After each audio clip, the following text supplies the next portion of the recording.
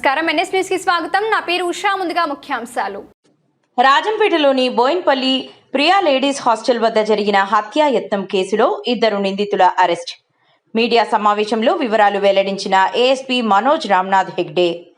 ఈ సందర్భంగా ఏఎస్పీ మాట్లాడుతూ ఈ నెల 8వ తేదీన ప్రియా లేడీస్ హాస్టల్ వద్ద గిరిధర్ రాజు అనే వ్యక్తిపై పాత కక్షలతో మరియు బడుగు గదుల వివాదంతో కొంతమంది వ్యక్తులు దాడి చేసినట్లు వెల్లడి. ఈ కేసులో మొత్తం 11 మంది ముద్దాయిలు పై నేరం రుజువైందని విచారణ కొనసాగుతుందని అన్నారు.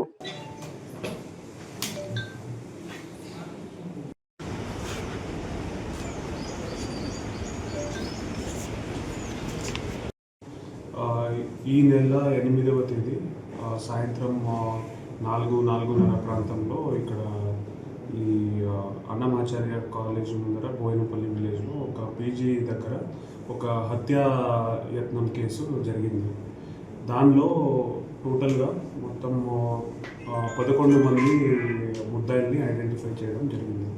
దానిలో 2 ఆల్రెడీ జ్యుడిషియల్ కస్టడీలో ఉన్నారు. నిన్న సాయంత్రము 4:30 ప్రాంతంలో ఆకేపాడు క్రాస్ వద్ద 2 పరారీలో ఉన్న ముద్దాయిల్ని పట్టుకోవడం జరిగింది.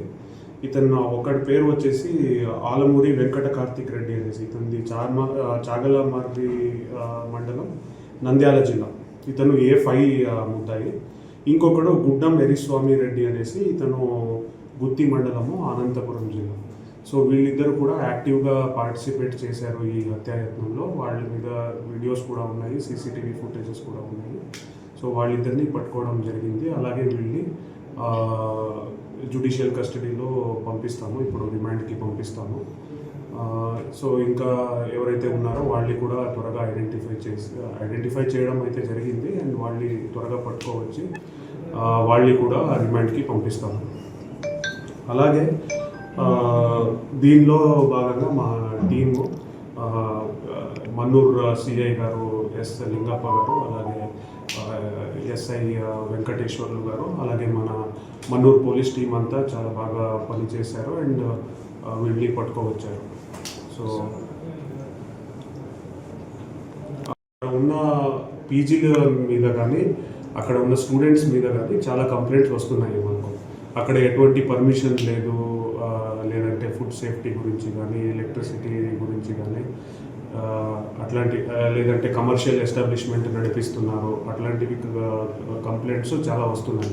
ఇది ఎగ్జామ్ సీజన్లో చాలామంది విద్యార్థులు అక్కడ చదువుతూ ఉంటారు అండ్ ఎగ్జామ్ అటెండ్ అవుతూ ఉంటారు. వాళ్ళకి ఇబ్బంది రాకూడదు అనే ఒకే ఉద్దేశంతో మనం పాత గొడవలు కక్షలు ఉన్నాయి.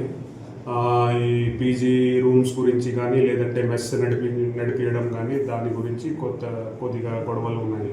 దానివల్ల ఇట్లా చేసుకున్నారు, తాగిన మత్తులో చేసుకున్నారు.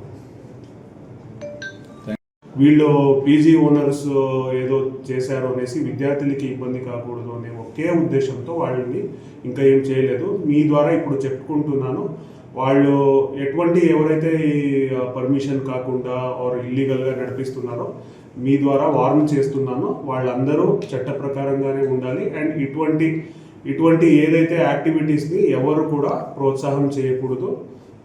సో ఇది పోలీస్ తరఫు నుంచి ఒక స్ట్రాంగ్ వార్నింగ్ అలాగా తీసుకోండి. అండ్ ఇంకా ఇట్లాంటివి సంఘటనలు జరిగితే స్ట్రిక్ట్ యాక్షన్ ఉంటుంది and no tolerance policy, 0 tolerance policy ఉంటుంది. So thank you.